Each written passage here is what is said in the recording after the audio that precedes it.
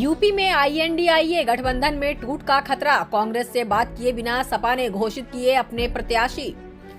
उत्तर प्रदेश में इंडिया गठबंधन को तगड़ा झटका लगा है। समाजवादी पार्टी नेता अखिलेश यादव ने अपने 16 प्रत्याशियों की पहली सूची जारी कर दी है। उन्होंने कांग्रेस को प्रदेश में 11 सीटें दी है, लेकिन कांग्रेस नेता लगातार ये कह रहे थे कि प्रदेश में इतनी कम सीटें उन्हें स्वीकार नहीं है। वे 20 से कम सीटों पर मानने के लिए तैयार नहीं हैं। लेकिन कांग्रेस से अंतिम बातचीत के पहले ही अपने प्रत्याशियों की सूची जारी कर अखिलेश यादव ने अपनी तरफ से डील फाइनल कर दी है। इससे यूपी में इंडिया गठबंधन में टूट का खतरा बढ़ गया है। पीएम किसान सम्मान राशि हो सकती है 8,000 रुपए सालाना, 11.5 करोड़ किसानों को हो सकता है फायदा।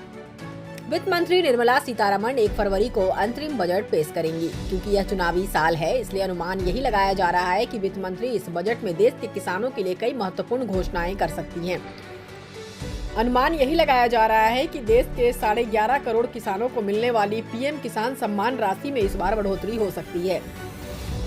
अभी तक किसानों को 6,000 रुपए साल में 3 किस्तों के तौर पर मिलते हैं। उम्मीद है कि इस बजट में वित्त मंत्री किसानों के लिए यह राशि बढ़ाकर 8,000 रुपए सालाना कर सकती हैं।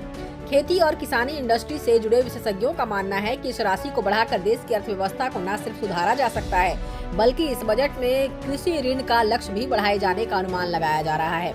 अनुमान ये भी लगाया जा रहा है कि इस बजट में कृषि के क्षेत्र में सुविधाओं को देकर सियासत भी साधी जाए।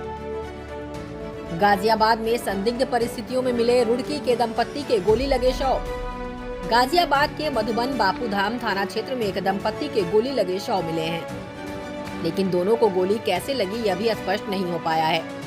जानकारी के अनुसार विनोद 38 वर्षीय निवासी लिब्राहेडी और उसकी पत्नी दीपक 35 वर्षीय गाजियाबाद में करीब 18 से 20 साल से रहते थे। वह प्रॉपर्टी डीलर थे और फ्लैट बनाकर बेचते थे। उनके 2 बच्चे हैं। अब अवैध कब्जाधारियों की खैर नहीं, प्रशासन का चला बुलडोजर, गहमा गहमी का रहा माहौल। कोंडी उपरोड़ा में नेशनल हाईवे पर सड़क किनारे अवैध कब्जाधारियों की नजर है, जहां कब्जे का खेल जोरों पर चल रहा है। ऐसे अवैध कब्जाधारियों पर जिला प्रशासन की कार्रवाई देखने को मिली, जहां बने बेजा कब्जा पर प्रशासन का बुलडोजर चला। इस कार्रवाई के दौरान पीड़ित कब्जा बुलडोजर चलने के पूर्व प्रशासन और पीड़ित परिवार से घंटों बहसबाजी चली, जिसकी वजह से गहमा गहमी का माहौल बन गया। झारखंड के स्कूल में दिल दहला देने वाली घटना। झारखंड के गोड्डा जिले के एक सरकारी स्कूल में एक शिक्षक ने कथित तौर पर अपने 2 सहकर्मियों की गोली मारकर हत्या कर दी। इसके बाद उसने खुद को भी गोली मार ली और गंभीर रूप से घायल हो गया। पुलिस ने मंगलवार को बताया कि घटना रांची से करीब 300 किलोमीटर दूर कोरैया हाट इलाके में अपग्रेडेड हाई स्कूल में सुबह करीब 11 बजे स्कूल के समय के दौरान हुई। सीआरपीएफ जवान ने खुद को मारी गोली, की आत्महत्या। पंजाब के होशियारपुर का रहने वाला था जवान। नीमच में सीआरपीएफ के एक जवान ने सर्विस राइफल से खुद को गोली मारकर आत्महत्या कर ली। उसे जिला चिकित्सालय ले जाया गया, जहां डॉक्टरों ने जवान को मृत घोषित कर दिया।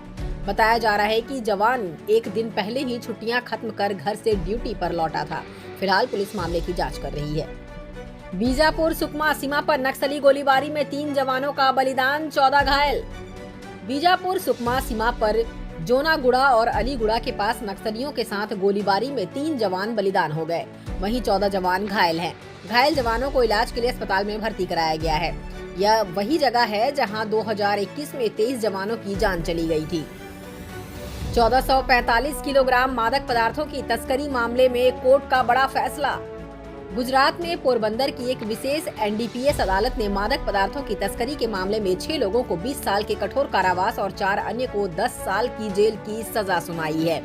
दरअसल जुलाई 2017 में गुजरात तट के पास से भारतीय तटरक्षक ने एक व्यापारिक जहाज पर 1445 किलोग्राम मादक पदार्थों की तस्करी का भांडाफोड़ किया था। समीक्षा आदेश अलमारी में रखने के लिए नहीं, जम्मू कश्मीर में इंटरनेट बैन पर सुप्रीम कोर्ट की टिप्पणी। जम्मू कश्मीर में इंटरनेट सेवाओं की बहाली मामले पर सुप्रीम कोर्ट में सुनवाई की गई। मामले से जुड़ी विशेष समिति की समीक्षा आदेशों पर सुप्रीम कोर्ट ने कड़ी टिप्पणी करते हुए कहा कि यह अलमारी में रखने के लिए नहीं है। कोर्ट ने सख्त लहजे में प्रशासन से उन्हें प्रकाशित करने को कहा है। बेंगलुरु पहुंचे रविंद्र जडेजा, एनसीए की तस्वीर की साझा, क्या इंग्लैंड के खिलाफ सीरीज से होंगे बाहर। भारत के star allrounder Ravindra Jadeja rehab के लिए मंगलवार को बेंगलुरु में राष्ट्रीय क्रिकेट अकादमी पहुंचे।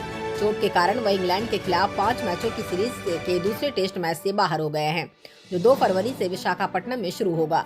जडेजा को हैदराबाद में इंग्लैंड के खिलाफ शुरुआती टेस्ट मैच के चौथे दिन हैमस्ट्रिंग में चोट लगी थी।